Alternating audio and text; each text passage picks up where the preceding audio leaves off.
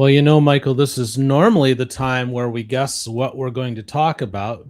But here's the issue tonight. We've been informed by Beth that we're not doing a normal show. So I have no idea what we're going to do. So I'm just going to plead ignorance and Are we do the sign finally of the cross and pray. Is it finally the time where we are going to just do a live road trip to the bar? And are we actually going to go in the bar? Has that happened? Maybe, but this isn't going to be an hour-long show then, because we have to factor in travel time at rush hour. Oh God! So, well, that'll be in the car. Right. All right. Well, maybe that's it. I'm Dan. He's Mike. We're maybe in the car. I don't know.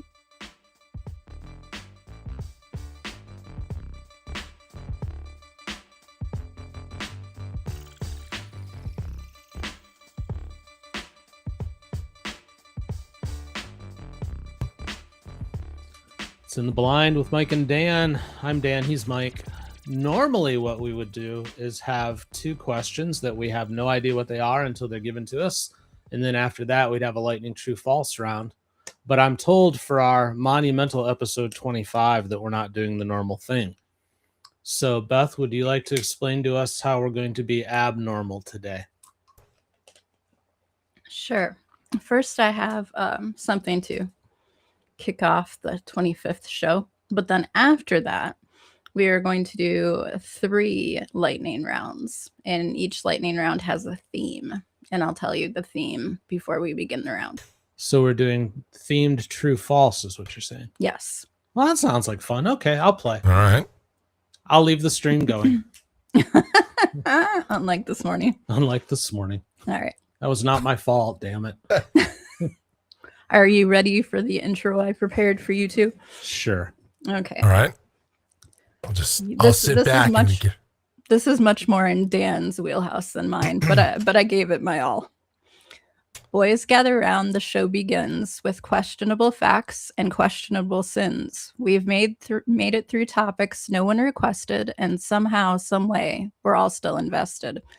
We've hung up babies in cages for air and acted like, sure, that seems safe there. We've toured the house and the halls. We've toured the halls of Joe's House of Meth, which frankly still sounds like a zoning arrest. We met Mike the chicken, who simply said, I reject your science. I'm keeping my head. We learned that shrimp can punch like crime, and Napoleon lost to bunnies one time. We've had old inventions, disasters and lies, deadly fashion and medical cries. We have had history crawling out from the floor, saying, don't worry, friends, there's always more. And Michael's light, with impeccable timing, keeps flickering out like the ghost is miming. Every show, it joins the fight. Our unpaid co-host, the haunted light. And sometimes a question breaks Stan's brain and logic simply leaves the plane. The glasses fly across the desk, a cry for help, but more burlesque. And when Dan and I start to argue, Michael knows just where to be. He ducks from view, avoids eye contact, and whispers, Mom and Dad are fighting, as fact. So here we are, 25 shows deep, with facts that will haunt us all in our sleep. No normal format, no mercy, no pain, just chaos, blindness, Mike and Dan. Tonight we bring lightning, 3 rounds of pain, nature, inventions, and toy box of shame. If the answers sound fake, that's probably fair, but history has proven it does not care. So buckle up, boys, and guard your pride, because logic may not survive this ride. For 25 shows, we've laughed, we've learned, and several brain cells have never returned. Welcome back to In the Blind, where truth is weird and facts are unkind. Well done. High 4. Very nice. Nice. High 4. Yes. We don't do high 5 here. We're different. Yes. So. All right. So our first set of lightning round questions is, history had no adult supervision. Okay. This sounds like fun. Are you ready, Michael? I am ready. Question 1. Let's go. For decades, some shoe stores used x-ray machines so customers could see the bones in their feet and check whether their shoes fit properly.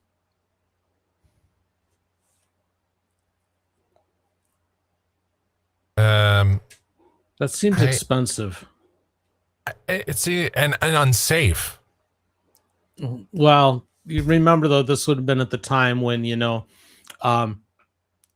more doctors chose Camel than any other brand. That's true. So, steak and donut sandwich, please. I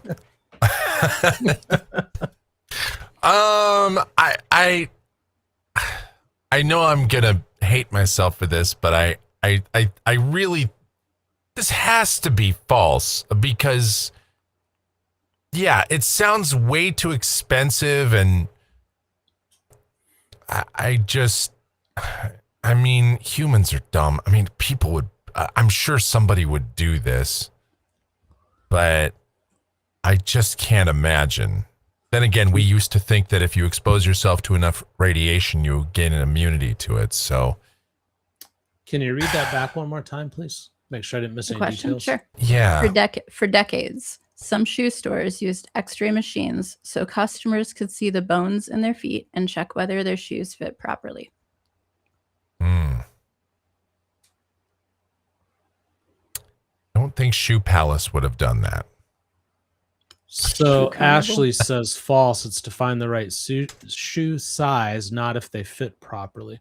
But that's a little bit. You could say that that's really the same thing. That's splitting hairs. But what I was looking for was the keyword some, meaning maybe this was like a high-end feature. Like something you find in a Saks or a Neiman Marcus or something like that. Not at Payless. Yeah. Let me take you to the VIP area. Yes, we're going to give you an X-ray. We'll do a little MRI on your feet. Yes. I'm going to go with true. It feels true. It doesn't feel true. I mean, it feels like this would be something that has to be false. It just, but it is, you said some. It sounds crazy expensive though. It sounds like, how would you do that, and how would you justify that to like customers? And well, that's why I'm thinking the higher end stores. I mean, people are, what decade was this done? The 30s? I mean, who would, I guess, you know what? I'm going to go against my instincts and agree with you, Dan. I'll say true, I guess. We're true. Okay, it's true. Hey! So that means back to school shopping used to come with a free side of radiation. These machines were called shoe-fitting fluoroscopes, and they were used in some shoe stores from roughly the 20s through the 50s. A child would put their sandwich, feet, indeed. A child would put their feet into the machine while wearing shoes, and then the child, parents, and salesperson could look through the viewing ports to see an X-ray image of the bones inside the shoes. Because apparently asking, does your toe feel squished, wasn't dramatic enough. The idea was that the machine could show whether the shoe actually fit correctly. The reality was that people were casually using X-ray technology in retail stores, often on children, sometimes repeatedly, with the safety standards that were very much giving, we'll figure it out later. So the cover here is that people's toes aren't falling off from the diabetes. It's because of those years that they were overexposed. The fluoroscope. Nothing says childhood nostalgia more than, hold still, sweetie, the salesman is checking your metatarsals. Well, you got glow-in-the-dark feet. That's pretty cool. Yeah. Love it. All right, good start. Okay. That's crazy. All right. Number two. Number two. Go. In the 1970s, inventors successfully created a flying car by attaching airplane parts to a Ford Pinto, but the project was abandoned because it was too expensive to mass produce. All right. You're not allowed to look things up. Pulling up a picture of a Ford Pinto. but not with wings. I just want to look at the. I can picture it. Yeah, that's how I remember it. There's no way that thing fluidicated. Well, I don't know about that, Dan. When that gas tank exploded, it would have at least briefly been airborne. Or at least part but not of it. Forward momentum. That's the problem. Would have hovered briefly. Ashley's asking for a repeat of the question, please. In the 1970s, inventors successfully created a flying car by attaching airplane parts to a Ford Pinto, but the project was abandoned because it was too expensive to mass produce. I don't know how that thing could have stayed, going at airspeed. I mean, to go. It couldn't hold together at ground speed. Yeah, I mean, it's got Dukes of Hazzard vibes for sure, though. Yeah, I mean, yeah, but I mean, given their penchant to explode, I think they would have picked a different car. That's my problem. Yeah. It wouldn't surprise me if somebody tried a GTO, maybe. What if it backfired in midair? Anyway. A Plymouth Roadrunner. Maybe somebody would have done it with that. My dad said, because my dad had a GTO. He said, about the only thing that could beat me on the road was a Roadrunner. I could see a minivan taking flight over a Ford Pinto, but a VW bus. But I wanted to get a look at it just to make sure I was remembering it right, because it's been a long time since I've seen a Pinto. But I don't. I used to see them when I was a kid. They probably all got destroyed 80s. During Cash for Clunkers. Yeah. Oh, they all blew up long before then, sweetheart. Yeah. No, so GTOs are still around. Wahoo likes the idea with an AMC Hornet. I agree. A Rambler. Yeah, Rambler. Yeah, we had a Rambler. 3 on the tree. The 74 Buick, the big grayish silverish 74 Buick. We had that. Graham had the Chrysler. I mean, those things had great big engines in them. Huge, almost like jet engines in them already. Yeah, I'm false. Even the balancing of that thing wouldn't work. I gotta be false on it as well, just because I can see them in my head, and I just can't. I can't see that. We're false. Okay. It is false. Good. But not because the phrase flying Ford Pinto is fake. Unfortunately, that nightmare sentence is actually real. The flying car was called the AVE Mizar or Mizar. Hang on, I have a note. Mizar. Okay. And yes, it was basically a Ford Pinto combined with parts from a small airplane, because apparently the 1970s looked at a car already famous for safety concerns and said, okay, but what if it could also fall out of the sky? The false part is that the project was successfully created and abandoned because it was too expensive. In reality, a prototype crashed during a test flight in '73, killing the people on board. So it was not a safe little sky car that simply failed because the market wasn't ready. It was more like somebody created the sentence airborne Ford Pinto, and then physics immediately requested a meeting.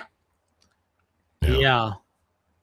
I mean, that thing wasn't safe on the ground. Yeah. I mean, that was. I mean, if you'd said they'd taken a Volvo and put wings on it, I could buy into that. You a 67 into a brick wall and you'll live. A Chevy Vega.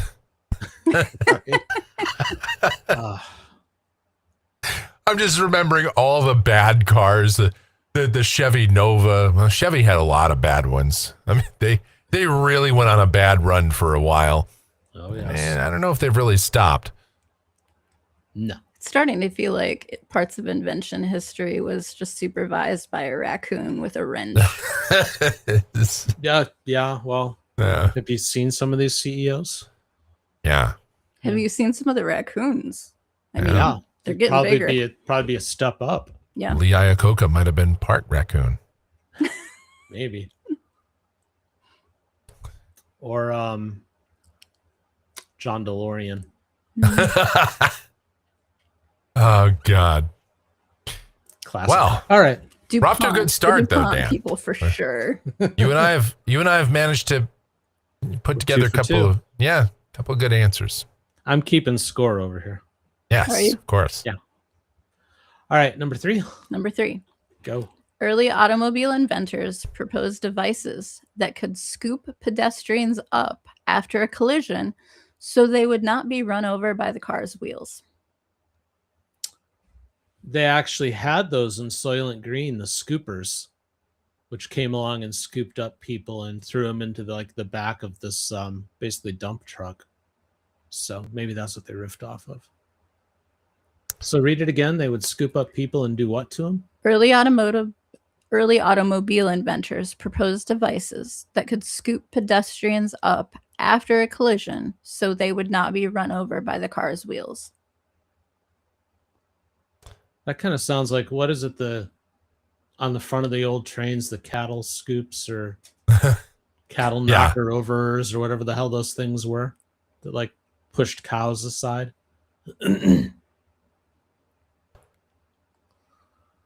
That's ridiculous enough that it's probably true. I was going to say, I don't doubt that somebody tried that. That seems like somebody sat down and went, hey, we should put on one of these cars. We should try to make sure them people don't get run over. So we just put some sort of, scooper on there like I do. I don't know. What you think about that, Geach?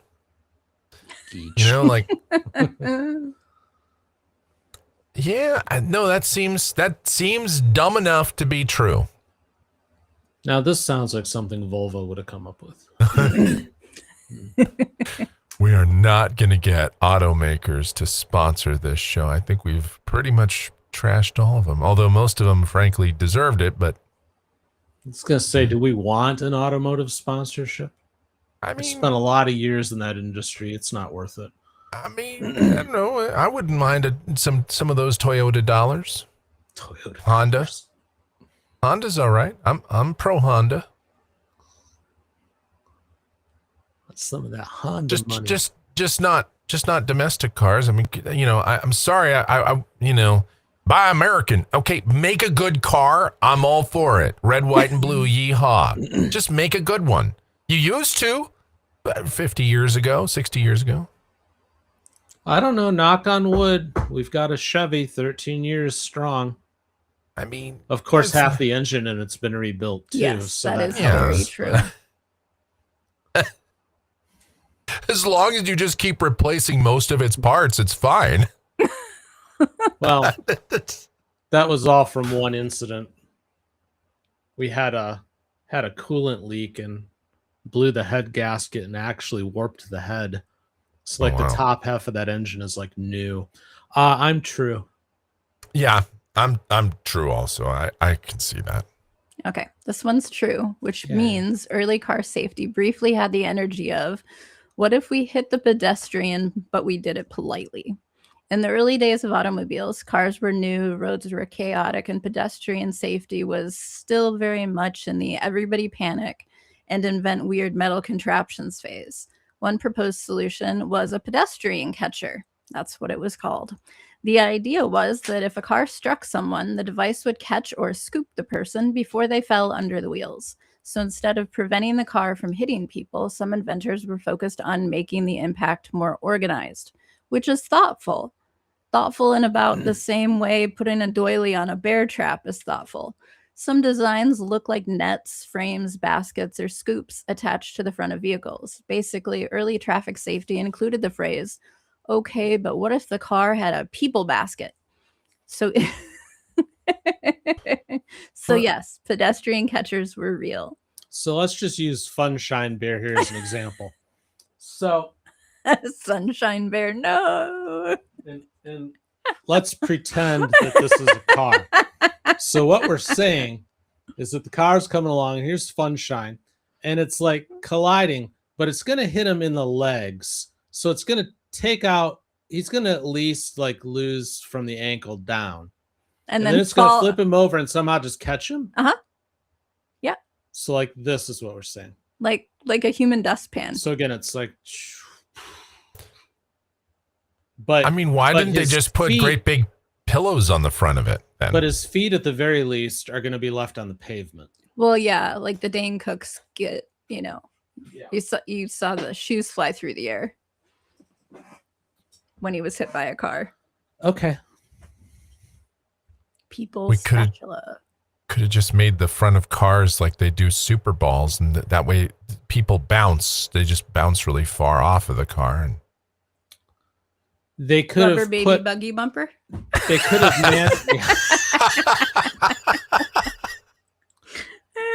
they could have mandated that all pedestrians have to be enclosed in one of those rolly balls.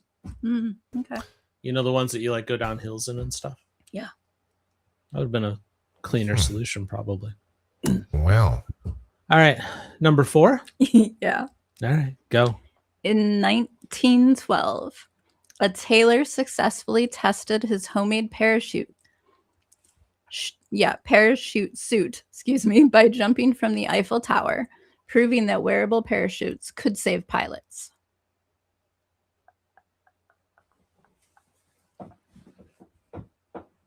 Parachute suit is hard to say back to back. Parachute suit. Parachute suit. Just saying. Suit. Parachute suits riot. I don't know if Cherry Poppin' Daddies would have liked that version, but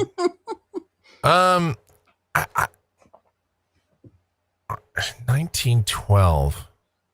You know, it sounds true. Like that's one of those things. This is one of those that sounds like it could very easily have happened. Was the Eiffel Tower up yet in 1912? That was built in like the late 19th century or something, I thought. I think it is. Yeah. Oh, no, I don't know. I'm trying to think, I'm without making fun of French people too badly, but oh no, have at it. Well, I mean,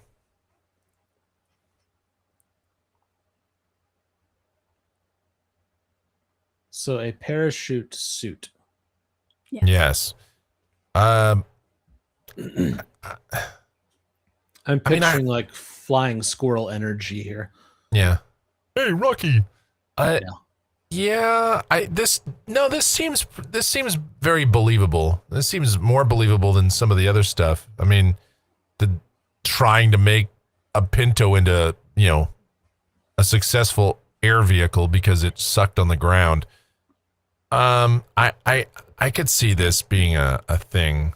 I mean, maybe it's one of those where the details, though, are weird. Like, instead of the Eiffel Tower, it was somewhere else. But I don't know.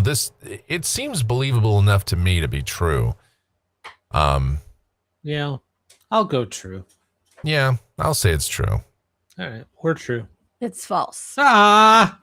By the way, the Eiffel Tower was 1889. Okay. Yeah. I thought so. But... So it's false. And unfortunately, the word doing the most work here is successfully.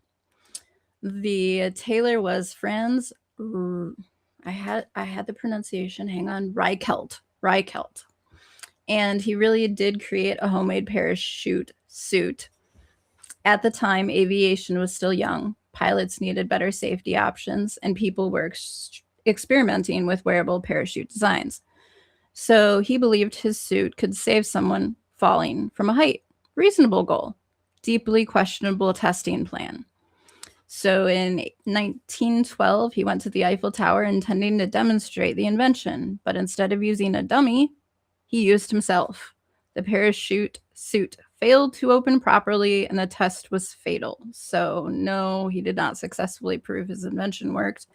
He proved something, but it was mostly that gravity doesn't care about confidence, tailoring skills, or dramatic public demonstrations. Okay.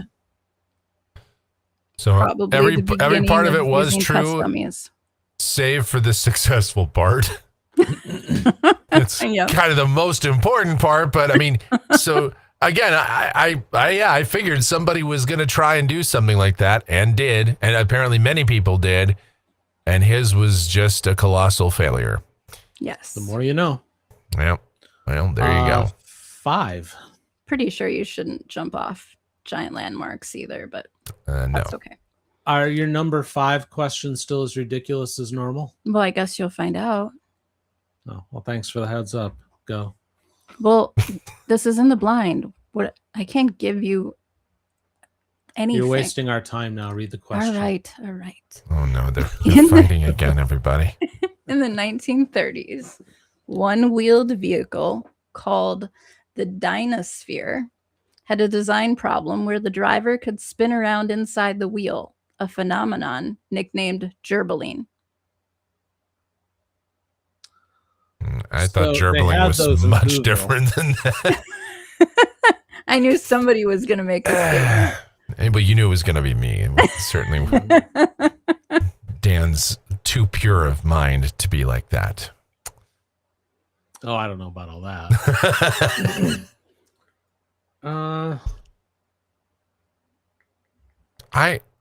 So this is pre-Richard Gere.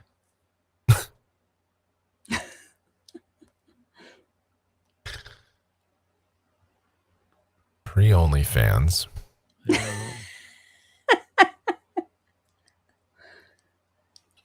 But not pre-Dr. Seuss, because they've demonstrated such vehicles in Seuss. So is it a tie-in to Beth's opening? Huh. Oh. Well, I wasn't trying to necessarily like be Seuss there, but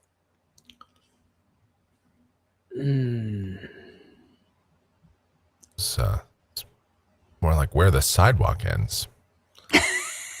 So it's a vehicle. a one-wheeled vehicle. Okay, but it doesn't necessarily say powered. It just says one-wheeled vehicle. Because I was thinking the question of where's the engine. The only thing I could envision was Hitler riding a unicycle. A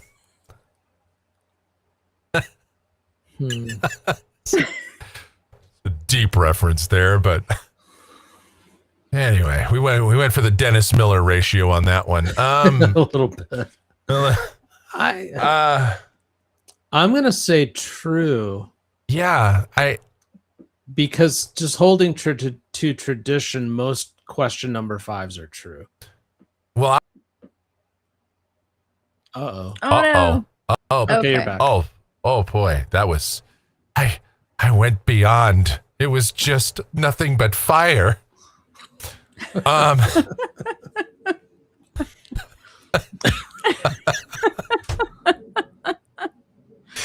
Every question 5 is ridiculous and sometimes has a near-death experience, so therefore I'll say it's true. All right, we're both true. Okay, it's true, which means transportation history once looked at the humble wheel and said, "Great start. What if the person was inside it?"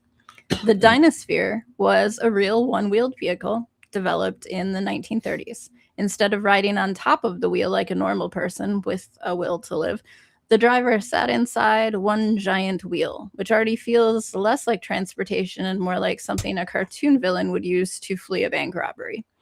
The idea was that this giant wheel could roll forward with the driver seated inside. But mono-wheeled vehicles had a very cursed design problem. If the wheel accelerated or braked too suddenly, the outer wheel could move while the driver and inner frame lagged behind or rotated inside it. The effect is nicknamed gerbiling because, yes, the official vibe of this invention was, "Congratulations, sir, you have become the hamster." But the vibe would be more like vomitorium. Right? Jeez, Yeah.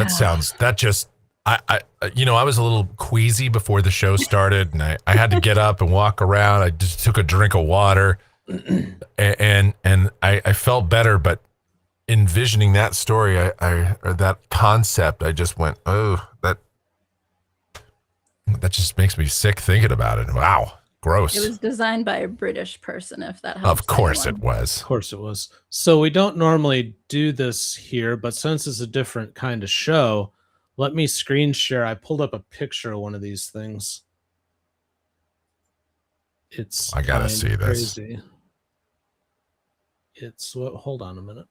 I had a picture of it up. Open imagery tab. It's right next to your Pinto picture. Right. There we go. That's what this thing is. Oh my god. Oh my Yeah. God. It really does look like a hamster wheel. This will be a new went- form of transportation. Everybody will love it. Yes, quite. I went looking for the Dr. Seuss version, which I could not quickly find, but I did find this. And I mean, this is before seatbelts, so. The death wheel. right? The That thing wheel looks of like it doom. survived some It is the wars. wheel of fortune, really. It looks like it's like cast out of iron. Yeah.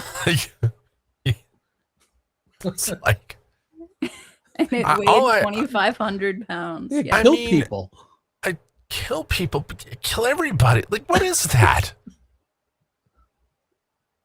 See, that How one would definitely somebody needed a have people put scoop. something like that together and said to themselves, like, looked themselves in the mirror and been like, you know what, man, I really made something safe today. I really helped humanity with my invention. Furthermore, the open design of it, you know, Yeah, you're not like- staying clean in that thing. It's kicking up everything right into your ass. I mean, Getting like birds. if that was the worst part of the design, you might be able to get around it. I mean, I would forgive that. That's the most charming part of its design, Dan. At least you're getting some fresh air while you're on your final moments on Earth. But again, it Wow. was invented by a British person, so it, rained all the time too. I Yeah. know. Like, that's the other thing. Like, do you want to be exposed to the elements in a place like that? I mean, Can you imagine driving through the mud? which is all Scotland is. So, I mean, You know what this looks like? This looks like an early prototype of something that George Lucas would have made for episode 1 of Star Wars for that battle on Naboo. Wow. Yeah. That tracks. Yeah. Yeah. All right. All right. Set- Well, set that number was, yeah, Yeah. that was fun Yes. and a little frightening. Well, that's always a little frightening. Yeah, true. Okay. So what are we doing now? I'm scrolling. Stand by. Okay. All right. Scrolling and Okay. Scrolling. Round 2 is nature Fight. chose violence. Nature chose violence? Yes. Or nature toes and violence? Nope. Okay, Chose. chose. Gotcha. Okay. Velvet. Are you ready? Yeah. Let's Okay. do this. You don't have a timer. Well, I didn't know if you had an intro to Oh, no, this, ju- like another poem for us or something. No. I tap out at one poem. Okay. Noted. Go. Velvet worms hunt by shooting sticky slime from nozzles near their mouth, trapping prey before biting into it and digesting it. what is this? Velvet? worms, huh? Velvet worms. Shoot sticky stuff out their noses. I Near their mouth. So believe do it. cats. Ellie's like Yeah, at least snotting snot's all on me over all you. the time. Yeah. I mean, dogs do that. Mm-hmm. So if dogs and cats do it, then worms makes even more sense.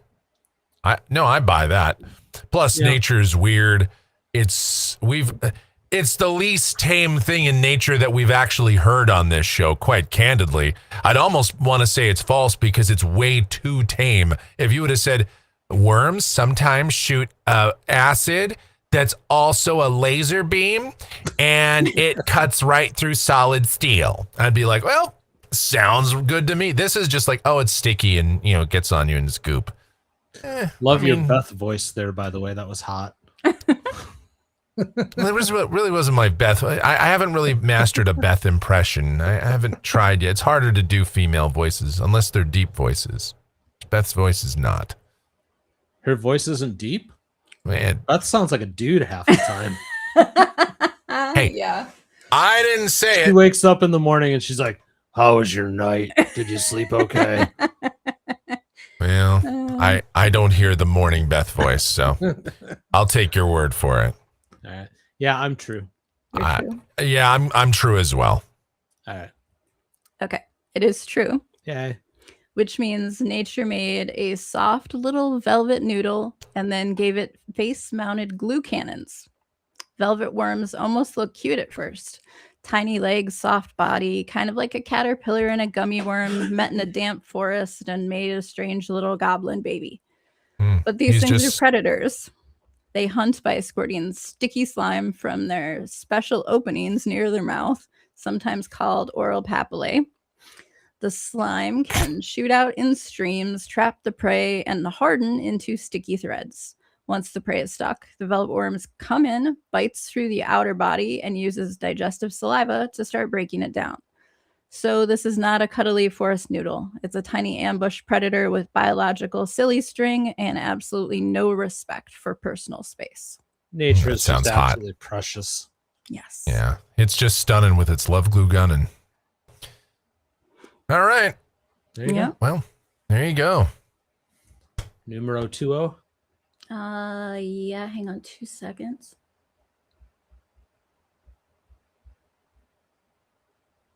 Okay. All right. Oh, hold on a minute. Wahoo just said, I just Googled them stuff of nightmares. Neat. All right. Go. The Hoatzin is a South American bird whose adults have clawed wings, venomous spears, and a skunk-like defense spray, making it one of the few modern birds with 3 separate dinosaur-style defenses. It's called a Hoatzin. Hoatzin. Wow. Hoatzin. And it's got claws on its wings and Clawed sharks with wings. laser beams and what else? Clawed wings, venomous spurs, and a skunk-like defensive spray. Frickin' sharks with frickin' With laser beams attached to their heads. You guys don't even need me. You can just... I mean, Apparently this is my one of... cycloptic colleague tells me that can't be done. So, what do we have? Sea bass. Right. mutated. Are they I ill-tempered?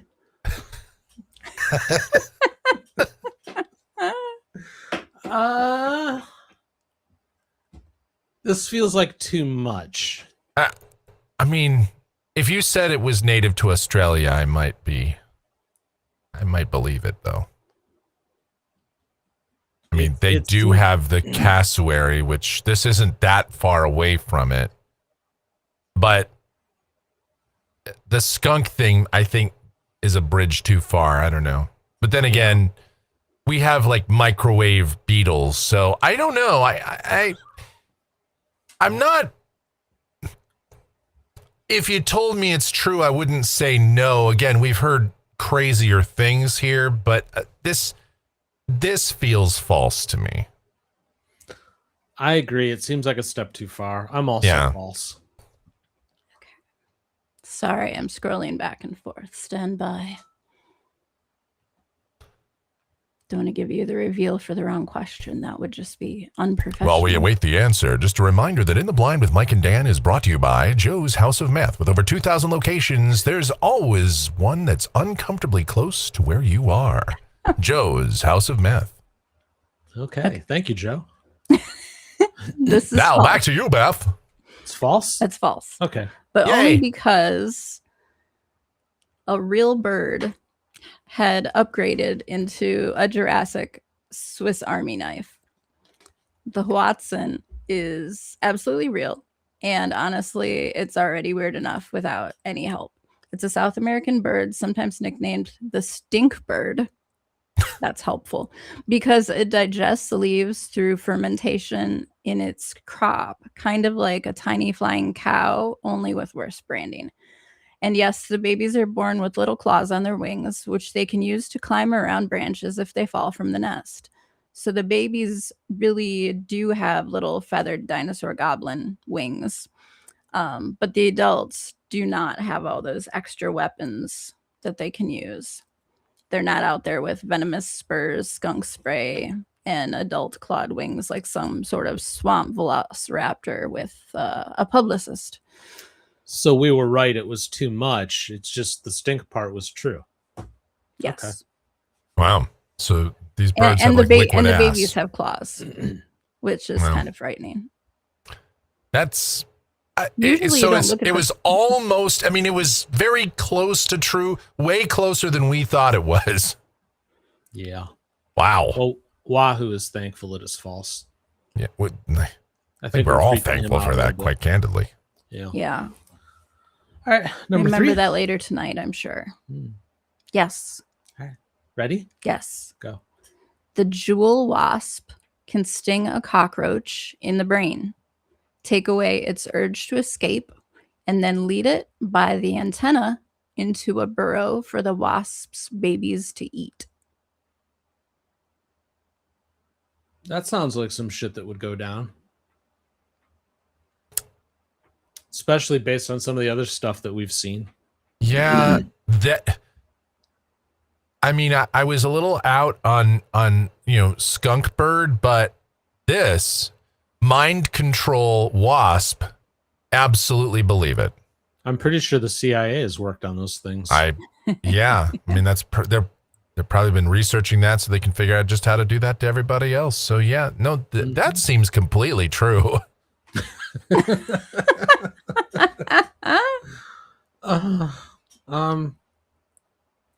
The only thing I have a hard time with is stinging the cockroach in the head because of the exoskeleton. Or in the brain. The stinger would have to be hard enough to break through that. That's the only part that's got me hung up here. Yeah, I guess, but again, like air fryer beetle is a thing, so I don't see how this theoretically couldn't be. Yeah, I mean, if it had that shrimp hammer. Yeah. Yeah. That would be interesting. Whole new culmination of. Or maybe the stuff is also like part concentrated acid, so it just kind of burns through and seeps in. Yeah, like some sort of venom. Yeah. I'll go true. I'll say true as well. It seems very believable to me. We're true. It is true. Okay. Yay. Nature invented zombie rideshare and immediately made the cockroach drive. The emerald jewel wasp, also called the emerald cockroach wasp, has one of the rudest reproductive strategies on Earth. First, the wasp stings a cockroach to temporarily paralyze its front legs. Then it delivers a second, more precise sting to the cockroach's brain area. That venom does not completely paralyze the cockroach. Instead, it changes the cockroach's behavior. The roach can still walk. It just loses much of its normal escape response, which is somehow worse. Then the wasp grabs the cockroach by the antenna and leads it like a tiny doomed dog on a leash into the burrow. Once there, the wasp lays an egg on the cockroach. When the larva hatches, it feeds on the still living cockroach. So yes, this is real. The cockroach is not dead while it's eaten. It's just paralyzed. Yeah, it just like walked into the worst Airbnb possible. So nuclear war won't take these suckers out. The wasp will. That is exactly what I was just about to say. I was just saying, nukes won't kill it, but a friggin' wasp will. And by the way, yay for that wasp. If there's anything I hate more than wasps or flying bugs, it's roaches. So hats off to it's like mosquito hawks. Mosquito hawks get rid of mosquitoes. Yay. Wasps get rid of cockroaches. Why don't we have more of these damn things? Yeah. And I think the geckos would probably eat the wasps. So that's true. All right. Or the spiders if it got stuck in a web. Yeah. Oh, yeah. I never kill spiders. Studio A, There was a spider that lived in there forever. People are like, you have a spider in here. I'm like, yeah, we have an agreement. You don't bother me, and you get all the bugs you want. Yep. Yep. I used to have a gecko walking around the studio here, but I haven't seen him in a couple months. I think he moved on. The spiders Like violate the geckos, too. terms and conditions, though, if they drop from the ceiling in front of my face. Yeah. Well, there's Then they that. must go. Yeah, this one just hung out in the corner, and one thing was, obviously, if they're set up in there, there must have been some bugs for it to eat, but those bugs never bothered me. So the spider did its job. So I was like, "Yay, spider! You can live here all you want, man." There you go. All right. Number 4. Yes, we are on number 4. Go. Some land snails stab their mates with hard love darts during reproduction, and the dart can help increase the chances that their sperm will be used. I believe I've read that a few times on Bumble. I think that seems real, doesn't it, Dan? I mean that. Want my love dart, baby. Yeah, it's probably true. It's like a, If for no other reason that it helps feminism and proves that males are just horrid creatures. yes, if for no other reason. Yeah, no, that seems very real to me. Love darts. Yeah. I don't know if I have to debate this one. You? I don't think so. I think we're in agreement with that. Love dart just sounded very real to me. I latched onto that right away. It sounds like a good Right. 80s band name. It As does. Michael says he latches onto love darts. Oh yeah. All right. Guess we're both true. It is true, which means snails' romance comes with foreplay, mucus, and tiny biological harpoons. Some land snails are hermaphrodites, meaning each individual can produce both eggs and sperm. During mating, certain species fire or stab their partner with a hard structure called a love dart, which sounds romantic until you realize the dart is not a metaphor. It's often made of calcium carbonate, and it can pierce into the other snail's body. But the point is not simply stabbing for drama, although apparently nature is never opposed to drama. The dart helps deliver mucus or chemical compounds that can change how the receiving snail stores and processes the sperm. So, yes, the dart improves the odds that the snail will be able to reproduce. It's like Cupid, only way scarier. Yeah. Wow. All right. The more you know. Yeah, that's wild. Man. I don't know. The things we learn here. Yes. See, again, unlike any other show anywhere, you will hear about love darts here. Where else are you going to hear about that? Only fans. Only snail fans. Right. Are you ready? This makes me think of Nope. this makes me think of Gary from SpongeBob in a much different light. Yeah, okay. The only thing. All right, number 5. Some tiny fang blennies have Sorry, start again. some tiny fang blennies have venom that contains opioid-like compounds, which may help them escape predators by dropping blood pressure and making the predator disoriented. Blennies are fish, by the way. Until they get pulled over by the cops and they're charged with a felony of the 4th degree. Right. Possession of opioids. What would happen if it's a fish. What would happen if you caught one of those fish out of season in Florida? Oh my God. I think that's instant death penalty because you've got a drug charge and a fishing out of season. The judge just kills you from the bench. Yeah. He and then just calls for the next case. Right, yeah. Never before have I seen such a monster in my courtroom. We're going to eject you into space, right into the sun. A la Superman. Wish you the best, sir. You have friends and family in the courtroom, and I'm half tempted to shoot them into space also. Yeah, that's again, it's hard to say this is false. It sounds false. It sounds totally BS.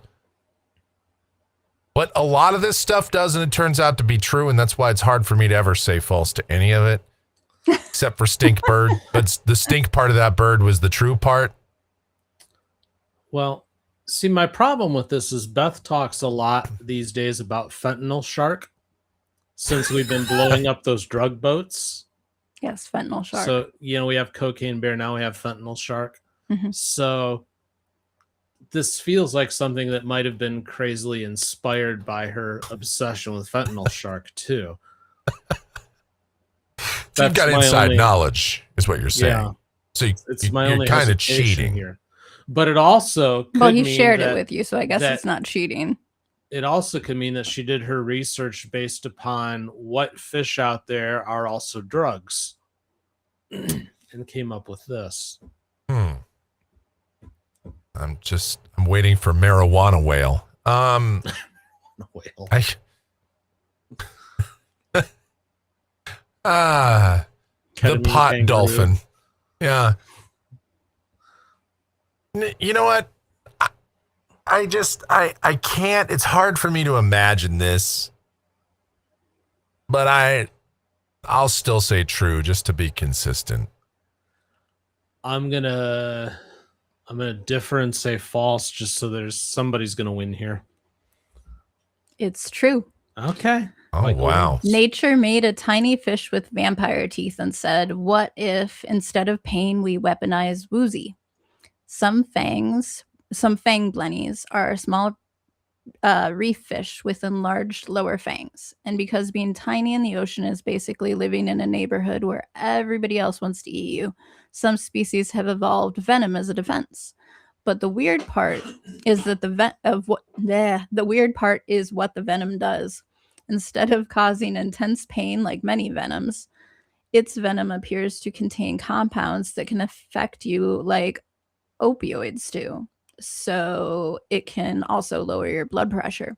Researchers think the venom may cause predators to experience the sudden blood pressure drop, dizziness, or disorientation, giving the little fish a chance to escape.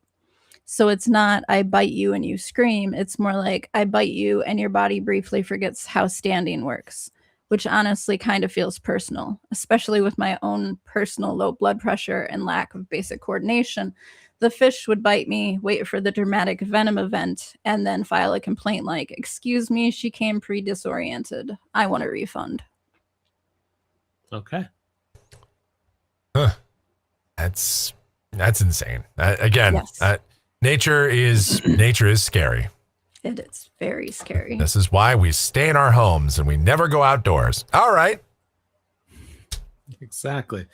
All right. Michael is 9 out of 10. I'm 8 out of 10. All right. Are you ready for the final round? Well, what's the final round about? And then we'll tell you. Toys were a mistake. Toys were a mistake? Or toys that were a mistake? No, just toys in general. Were a mistake. Okay. Guess it depends on which kind of toy we're talking about. Yeah. Again, reference Richard Gere, I guess. Okay. Ready? Oh, I'm ready. All right, go. In the 1990s, Mattel sold a Cabbage Patch doll designed to eat toy food, but it was recalled after the doll's mechanism and mechanical mouth got children's hair and fingers stuck in it. You know, I think this was true because I'm pretty sure it was like a crap myself Barbie or something like that was created. Actually passed food through itself. There was something like this. I do recall something like this. I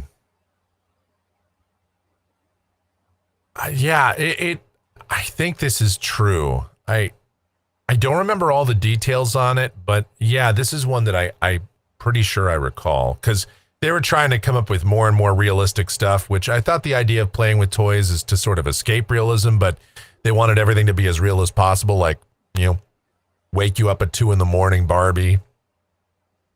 And that was called Bitchy Barbie, wasn't it? Yeah.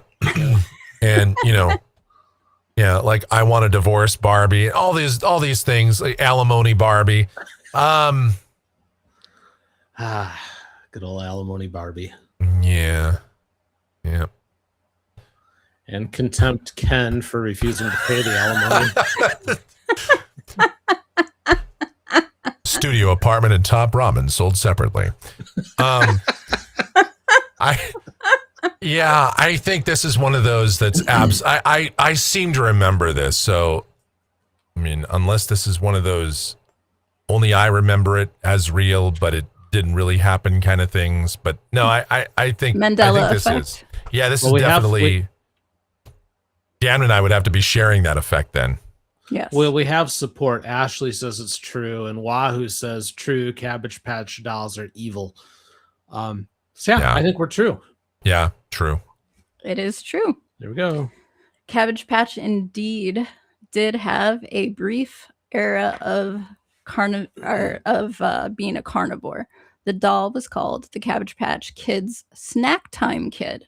And the whole gimmick was that it could eat little plastic food pieces. Adorable in theory. In practice, its mechanical mouth kept chewing once something got put in, and there was no off switch directly in the mouth to make it instantly stop. So if a child's hair or fingers got caught, the sweet little Cabbage Patch could just keep gnawing away like it had entered raccoon mode.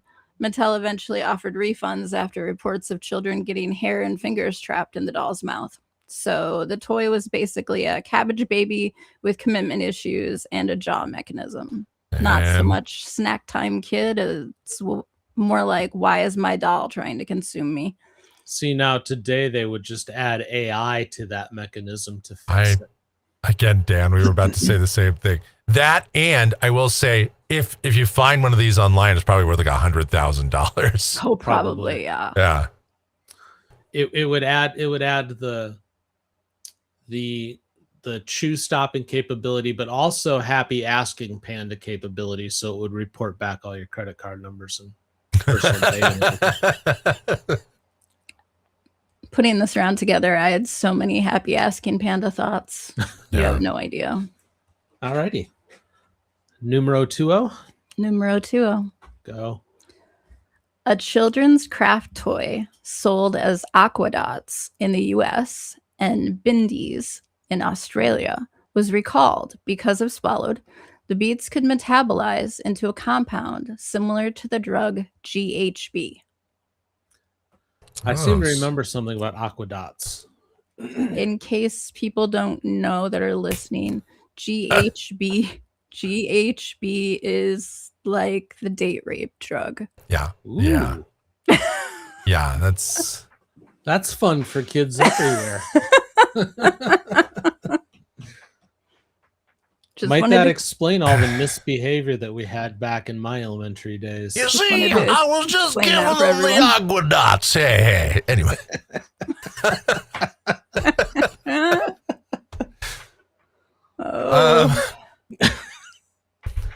That explains why I can't find the pudding pops anymore. They just switched to the Aquadots.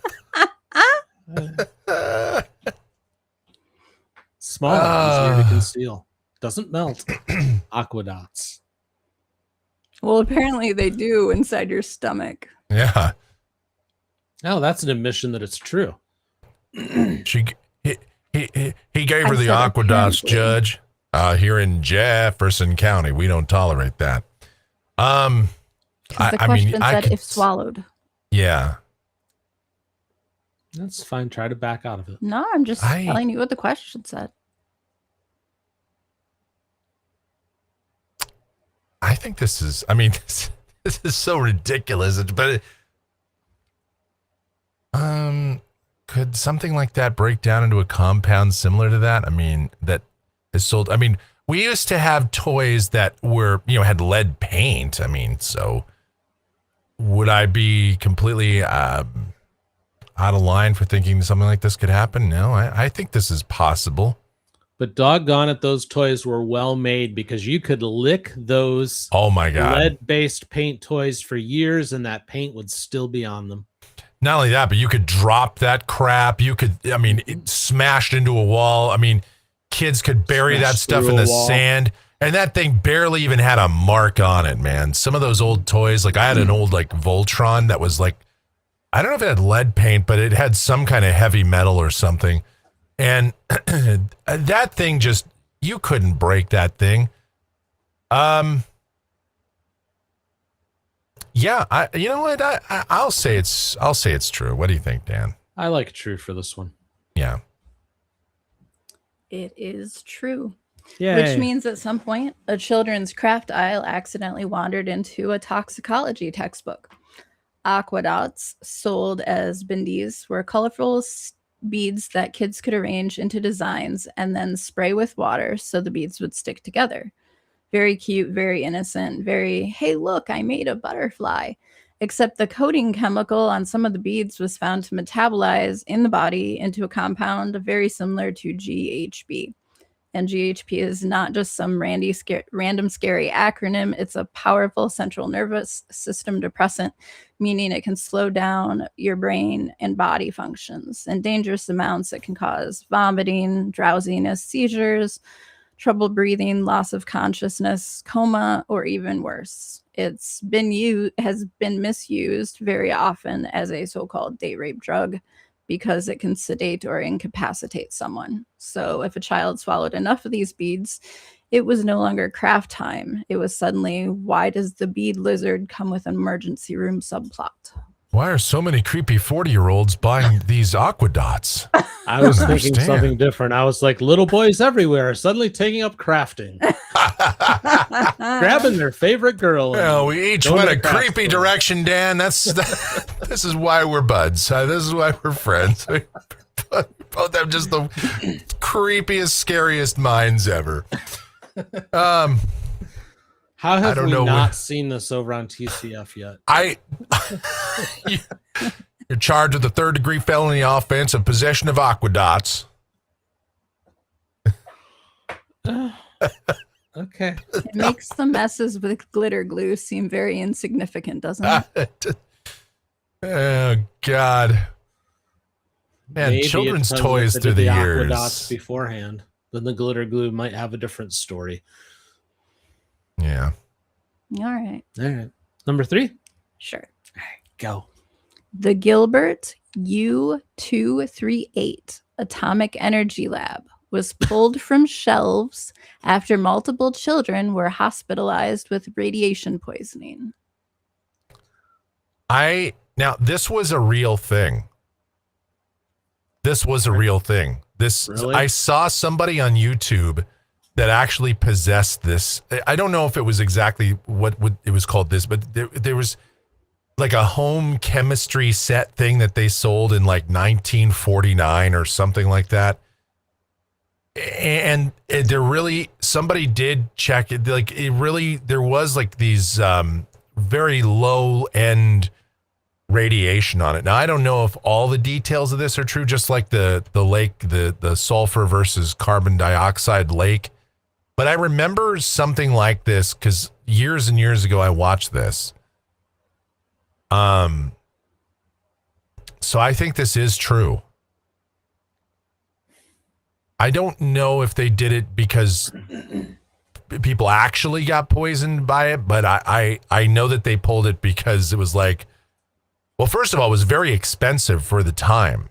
Like at the time, it was sold for something like $50, which back in 1950 was like insane money. But so they sold it at the Neiman Marcus after you got your feet X-rayed. I got you those X-ray shoes. Now I'm gonna get you your chemistry lab. I mean, boy, oh boy, parenting back then must have been fun. No, so I'm going to say true on this one. I'm going to say false just because it's the only way that I'm going to even the score with you is if we're different. Okay. There's a technicality here is my guess, so I'm going to go false. It could be, but most of this is true. It is false, Yay. but he was right. There's a technicality. The toy was completely real, but multiple children being hospitalized was not true. That was the part even I was hung up on. Was I didn't know if that was, but the rest of that is absolutely true because I watched someone actually like test it on YouTube. It was sold in the early 50s as a children's science kit. And yes, it included real uranium ore samples. Yep. Because in the 50s, educational toy meant sure, but what if it came with the side of anxiety and things that glow in the dark? The false part is the claim that it was pulled from shelves because multiple children were hospitalized with radiation poisoning. It does not appear to be the documented reason. The kit was expensive, like you said, sold poorly, and was only available for a short time. Yeah. So it wasn't a mass childhood radiation poisoning scandal. It was more like, here, Timmy, observe atomic particles in your bedroom while America pretends this is fine. It's weird what random knowledge I have or random things I remember, because it's like this and the Death Lake and like just some of these things that you bring up, I do remember. Yeah. But but Beth, the thing was, I do remember it was sold like for $50 too, like, which again, nowadays Back you'd be then like, is crazy. Nowadays that's like a Big Mac, but you know, $50 in 1950 is crazy. And you don't even get the uranium with the Big Mac. That's the problem. Well, maybe. Well, but none of this surprises me really. Because I mean, when I was in elementary school, every teacher had a Gerber baby food jar with mercury in it in their desk drawer. yeah. And you'd go beg the teacher, can I play with the mercury? And they'd be like, sure, and hand you the jar of mercury, and then you like dip your finger in it, and the finger. I played with mercury too. But but that teacher's desk drawer always had little bits of mercury that were running around it at random that had escaped the jar. Mm-hmm. And every now and then one would get on the floor and, roll around and end up in your lunch. Yeah. No big deal. So yeah, it tracks. Yeah, for sure. All right. What are we on? 4? We're on 4, I believe. 4. Yes. Mom says at $50, the parents must have been wealthy to give their child this gift. Well, yeah, it was definitely in the Neiman Marcus after you got your feet x-rayed, Mom. Yeah, for sure. All right. Only the wealthy are allowed to have the radiation. Uranium. Yes. Yeah. All right, go ahead. Okay. Sky dancers were recalled after the flying dolls caused injuries, including scratched eyes, broken teeth, temporary blindness, a mild concussion, and a broken rib. See, this is another one I think I remember also. Can you read those details again, please? Yes. Sky dancers were recalled after the flying dolls caused injuries, including scratched eyes, broken teeth, temporary blindness, mild concussion, and a broken rib. Yeah, I think I remember that. I'm pretty sure this is true. There's so many unsafe toys. I think somehow this is y'all true. survived. Yeah. Or at least partially survived. Well, now we got rid of the unsafe toys and just replaced it with unsafe internet. Yeah, now kids can just play Roblox and get, get groomed online, and it's fine. I'll be fine. What a great generation. Ashley said she had those. I'm telling you, man, those things were, and I know I've seen stuff about it, and they were unsafe. No, I'm totally true on this one. Yeah, I'll say true. It is true. Yay. In the 1990s, they took tiny winged fairy dolls and said, cute, but can we make them airborne and unpredictable? The Sky Dancers were little fairy dolls that launched from a base when you pulled a cord. The idea was that they would spin up into the air and gently float back down. Adorable, whimsical, deeply committed to becoming a small plastic helicopter with hair. The problem was that once these dolls launched, they didn't always follow the laws of fairy etiquette. They could fly into people's faces, eyes, teeth, and apparently whatever rib cage was unlucky enough to be nearby. You know what? Mallory had one of those things. I remember it now. Reports included scratched corneas, temporary blindness, broken teeth, facial cuts, a mild concussion, and even a broken rib. So millions were recalled because apparently toy companies briefly confused magical fairy princess with glitter-based projectile weapons. You know what's amazing about that? Go ahead. I was just saying, you know what's amazing about that is in the 90s, we became so safety conscious that we started to put warning labels on buckets and stuff. And yet, two of the toys you've talked about were big in the 90s when all of that was going on. It's just weird, man. And I avoided a lot of ones from the 90s because they were too obvious, and I knew you and Dan would have way too much of an advantage. It's fair. Oh, okay, I'm sorry. Am I boring you? A little. It's the last question. That's the good news. I'm just hungry. It's time to eat. See what I put up with over here? Oh, yeah. Your life is just so effing horrible. I treat you so poorly. There's no respect for what I do. No, you're right. No respect whatsoever. Nope. All right. Are you ready for the last one? I don't know. Or do you need to yawn again? Michael's getting off camera again. Just going under the desk. Find me. All right. Ready? Number 5. Let's go. A toy pistol sold in the 1940s could fire ping pong balls using a tiny acetylene gas explosion created by mixing calcium carbide and water. Ooh, I like that. Isn't that basically what our burners are now? I mean, the pepper ball launchers we just had stupid Nerf guns. I mean, and cap guns. I liked cap guns. What was crazy about cap guns? I mean, today, so many children would be killed because the cap guns we had looked so real. I remember I had like a huge cap gun. It looked like one of those friggin' hand cannons. It looked like a 44 Magnum. This thing, and the caps on it that you'd buy. I mean, they were loud.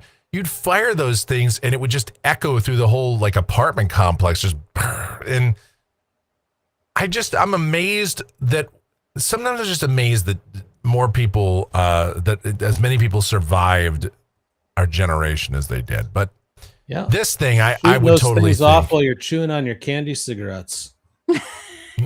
Yeah, exactly. Yeah. Oh my God, candy cigarettes. Yes, and then you'd go and you'd drink some Jolt Cola. Mm-hmm. And somehow 11-year-olds didn't have diabetes yet. Somehow. Yet.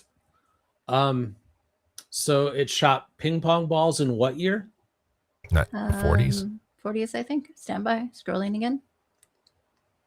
I have lots of back and forth here. It was the 40s, yep. I'd find it more realistic if it was golf balls. Cannonballs or just balls of lead. Ping pong balls seems too Tame. light for me. Yeah. And that amount of propellant behind them would probably smush the ping pong ball. Yeah, golf ball would make more sense. That's my only hesitation is ping pong ball. Yeah. I mean, I totally believe that we'd do something stupid like that. Absolutely. That's a lot of power behind a ping pong ball. Considering I've actually dented ping pong balls just playing ping pong before. Yeah. Well, of course golf balls would hurt Ashley. That'd be the whole point. Yeah. I mean, that's like when we would walk around with the BB gun pistols and shoot each other in the ass. I mean, that's the thing idea. That was the 40s. Like, you know, if you didn't get sent off to war, we had to somehow find a way to put you in danger at home.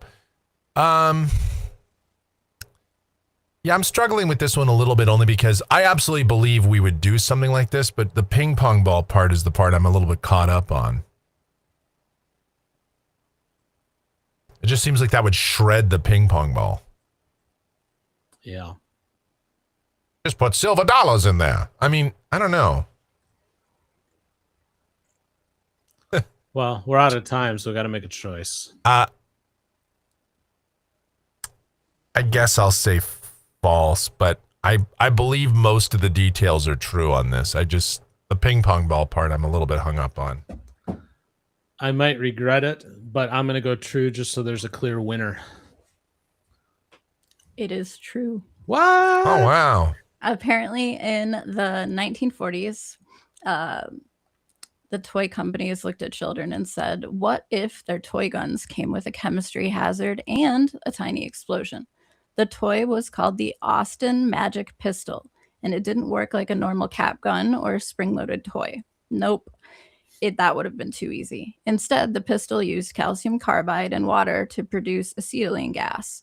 The gas would build up inside the toy, then ignite, creating a small explosion that launched the ping pong ball style ball out of the cannon, or out of the barrel of the gun, rather. So it wasn't pew pew. It was more like, congratulations, child, you're now operating a pocket-sized combustion demonstration. And remember, these were marketed as toys. It wasn't a science lab. It wasn't a supervised chemistry lesson. They were marketed as toy pistols for children. Fire the cannons! I mean, you think of all the things we had, the easy bake oven that caused third-degree burns, the flying Ford Pinto, wooden blocks, tin soldiers, and controlled explosions. lawn darts, which I missed, by the way. Yeah, Oh I my left God, lawn darts. darts out because I knew that would be way too easy for you guys.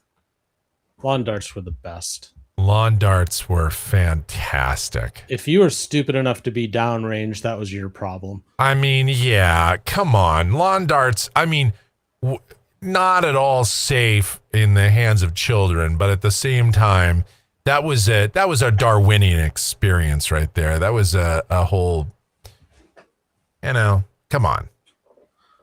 Not at all safe in the hands of children, but in the same respect, not at all safe in the hands of drunken adults. And that's really when the lawn darts were played. I mean, actually, I think kids were probably safer with them than adults because, when would they come out? When you're drinking, just sitting around in the backyard on a Saturday afternoon? Absolutely. Mm-hmm.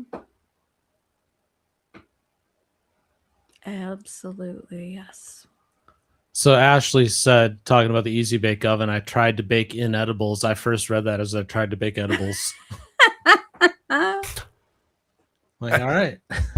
Good for you. Ashley has a sordid past. Yes, a little bit. Ashley's dark thought. Ashley's dark moments. Ashley, trained by Joe. All right. Ashley's House of Awesome. Yeah. Well, this was fun, Beth. Yeah. Thank you. You're welcome. It'd be okay to do a show like this from time to time. I think so. A little less heady, more fun. It is. Not that it's the very other, fun. Not the regular show is unfun. And I don't think this would work doing it all the time. No, we couldn't do it all the time, but it was fun to just do true false for a day. like every 25 episodes for sure. I mean, that would just be like some kind of crazy thing. Yeah. I know the other toys in the 90s, now that I'm thinking back on it, there was some other ones that were, and 80s for that matter. Like some of those toys that had like missiles on them that you could launch. It kind of makes you think that, back in the day, your toy chest should have had full-time adult supervision, a fire extinguisher, and maybe a priest, just in case. Yeah. Let us pray over these toys. Yeah, for sure. Because one of those haunted dolls is still roving around in the haunted court right now in Ohio. Oh, in Dungeon Court. Dungeon Court, Just yes. some of those toys, just on the back of them on the packaging, just has the map to the nearest hospital. Mm-hmm. Or a link so you can get online for a copy of The Last Rites. Yeah. Just yeah, you could just it's got a reverend, a rabbi, it's got all the different religion, the various religious figures. It's the bishop's phone number. Yeah. The Hail Mary in Latin. Can you imagine though if you had to log into that site? First of all, you'd have to create an account. And then you know, CAPTCHA. Yeah, and then you have to declare your religion, accept terms of service, two-factor authentication. Two-factor, yeah. By then, your child is dead. Oh yeah. Yeah. But you know, and then somehow you're the bad parent. Mm-hmm. You're charged with criminal neglect here in Jefferson County. Yeah, that's awful. Wahoo had ant eating contests. That's weird. Ant eating? Wow. Okay. You know, let the record show he did spell it A-N-T and not A-U-N-T though, so that's good. That's very good. Although still not great. Yes. Yeah, not great, but better. We all knew the kid in like 4th or 5th grade that ate bugs. Yes. Or glue sticks. And not that even was like Ashley ate glue, she said. And not even like, oh, if you eat that beetle, I'll give you $5. It was just like, oh, I'll just do it for free. Or, you know, at most it was, hey, give me that Twinkie and I'll eat that beetle. Like, okay, well, at least you have something to sort of go with it. To go with it. Yeah. Right alongside the aqueduct. Palate cleanser. All right, we learned a lot though here. That's the best part about this. We learned that while cockroaches can survive nuclear war, they cannot survive wasps. Thank God there's something that takes those suckers. Hey, I know. Nature at least figured something out. Yeah. The heat death of the universe, no. Wasp, yes. I guess. I don't know. Nature's weird. It is. All right, friends. We'll be back Wednesday. Yes. 7 p.m. Eastern, 4 p.m. Pacific. In just 2 days. In just 2 days with the normal programming, I assume. Yes. All right. And I'll be back tomorrow morning, 9 a.m. Eastern, 6 a.m. Pacific for the courtroom files over there. Michael will have his Phoenix, Arizona weather discussion video at some point tomorrow. Of course. But hook Michael up tonight. I know you feel like music. Go to kmgx.com. Ooh, yes. Listen to Michael's radio station. Hook him up. It's fantastic. It is. It's wonderful. Anything else, guys? I think that's it. Nope. All right. Hope you all had fun. We'll see you tomorrow or Wednesday or whenever we see you next. Bye, everybody. Bye.